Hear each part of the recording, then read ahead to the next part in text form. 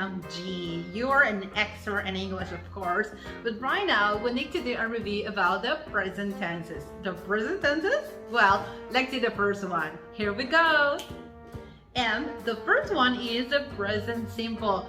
You remember the present simple? Well, yes, we use it for routines, for habits and states.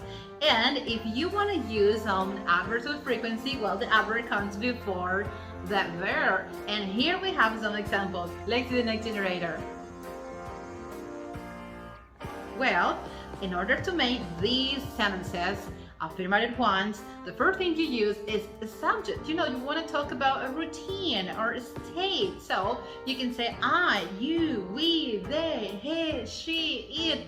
It's up to you, a pronoun. Or it could be a noun like my parents, like Rose, Jimmy, my dad, my husband. You decide. And after that, well, we need a verb. A verb is an action. For the pronouns I, you, we, they, and plural nouns, we use the verb in base form or infinitive form. For example, you go out, I hung out, and so on. But when you talk about he, she, it, or a singular noun, you need to add the sound s at the end of the verb. For example, we have mix up, she mix up. And what's that? Well, at the end you use a complement. For example, I go out every Friday, or you hang out on weekends. And what about Rose? Well, Rose meets up twice a week. So can you see? Here you are talking about routine, like giving personal information, right? Now, let's see the next tense. The next tense is present continuous. You remember the present continuous? Of course, we use it for actions in progress, right? Actions in progress. Or we use the present continuous for future arrangement, things you can control. And never use, in this case, state verbs for the present continuous. Like state verbs like love, like, understand, hate. We never use this kind of words in the present continuous. Well, now let's see some examples. And here we are. In order to make affirmative or negative sentences, first of all, you need a subject. I, you, we, they, he, she, it, pronouns. Or you can use a noun like Jimmy, Celia, Lucy, Gerard, and so on. Well, what's next? After that, it comes the auxiliary. For the present continuous, the verb be is the auxiliary.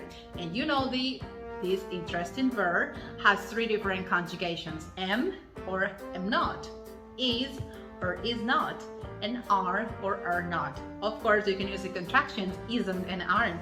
So always use the correct form. I am not, I am, you are, you aren't, he is, he isn't, she is, she isn't, they are, they aren't. Always the correct conjugation. So after that, we need a verb, an action, but of course use in at the end, like working or coming or traveling, activities I'm doing right now. And finally, a complement. Let's see the complete example here. Well, I'm working now. Of course, look at me, I'm working now. Or what about, he's not coming tonight. He's not coming tonight. Or we can say something like, we are traveling at the moment. Remember, you use this present continuous for activities you're doing right now or future arrangements. Well, now we have the present perfect. You remember the present perfect? We use the present perfect for past experience without specific time. In this case, we never say something like yesterday, last week, last month, in 1992, or a specific day. For example, I've never been here before. I've never been here before, so I'm not saying a specific time here. And we use the present perfect for completed actions from a past point in time now. Completing actions from a past point in time now. For example, we've just eaten. We've just eaten. So it is a completed action now. And we use the present perfect for unfinished past actions or states that began in the past and continue until now. How is that possible? Well, we can connect the past and the present using this present perfect tense. For example, she'd have 3 days She has 3 days since she started speed dating. Yeah, so she's had 3 days. Of course, she doesn't want to stop dating right now. Oh my god. Now, let's see more examples in the generator here. And here we are. First of all, could you see? We need a subject. And a subject could be a pronoun or a noun. It's up to you. I, you, we, they, he, she, it, a plural noun or a singular noun. And then we need the auxiliary. For the present perfect tense, the auxiliary is the verb have. Be careful here. If you are talking about I, you, we, or they, we say have, or the negative form, haven't. But if you talk about he, she, it, you need to use has, or the negative form, hasn't. Of course, you can use a contraction too. So, I have, she has, you have, he has, and so on. And after that, well, we need the past participle form of the verb plus the complement. For example, hung out or gone out, or what about spent or been. Always use the past participle form of the verb.